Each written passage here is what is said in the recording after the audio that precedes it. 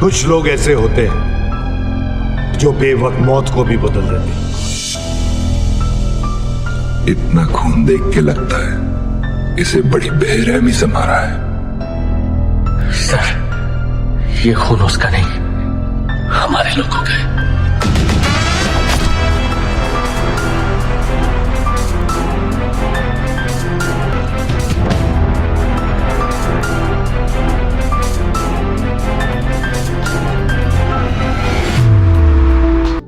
Rocky को ही क्यों दी थी एल डोराडो की उपाधि? क्या केजीएफ मुइस्का के राजा की थी? क्यों उड़ी थी एल डोराडो को लेकर अफवाहें? रॉकी को ही क्यों दी थी एल डोराडो की उपाधि? केजीएफ में जब रॉकी का इंट्रोडक्शन हो रहा होता है तब उसकी पॉपुलैरिटी में किताब पर एक वर्ड लिखा जाता है जो होता है एल डोराडो। लेकिन क्यों होता है इस शब्द का इस्तेमाल सिर्फ रॉकी के लिए ही? तो बता दे, एल डोराडो मुइस्का जाति के मुखिया का नाम था जो उन लोगों के रिवाजों के अनुसार स्वयं को सोने की धूल से भिगो लेता था और बाद में तालाब में डुबकी लगा लेता था। मतलब कि वो तालाब जिसमें वो खुद को साफ करता है वो वहाँ पर इनडायरेक्टली सोने को इकट्ठा कर रहा होता है। आगे चलकर ये मृतक सोने का शहर का नाम बन गया। हर काल में कोई न कोई आया और उसने इस शहर की खोज की। हालांकि कई लोगों ने इसे कई वर्षों तक इसे सोने के शहर को खोजने की कोशिश की है, परंतु इसके होने का कोई प्रमाण नहीं मिला, क्योंकि वो शहर मिट्टी में दबकर तूफानों और भूकंप आदि से इधर से उधर खिसक गया।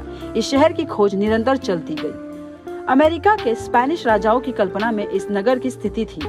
वो सोने के बड़े ही लालची थे। सारा सोना चुराने के बाद स्पेनियों को ये समझ आया कि असल में ना कोई सोने का शहर है ना ही कोई खदान है, क्योंकि मुइस्का अपना सोना व्यापार के जरिए जमा करते थे।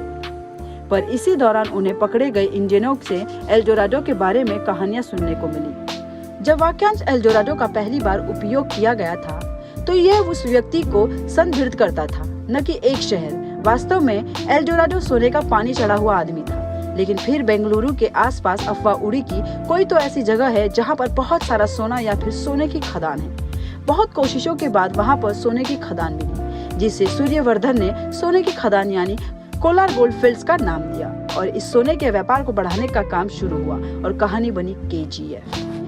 केजीएफ के सोने के खदान पर और मुंबई को हासिल करने की जद्दोजहद में रॉकी को नाम मिला एल डोराडो का, क्योंकि रॉकी ही एकमात्र ऐसा नाम था जो पूरी शक्ति से 7 सोने में डूबा हुआ था।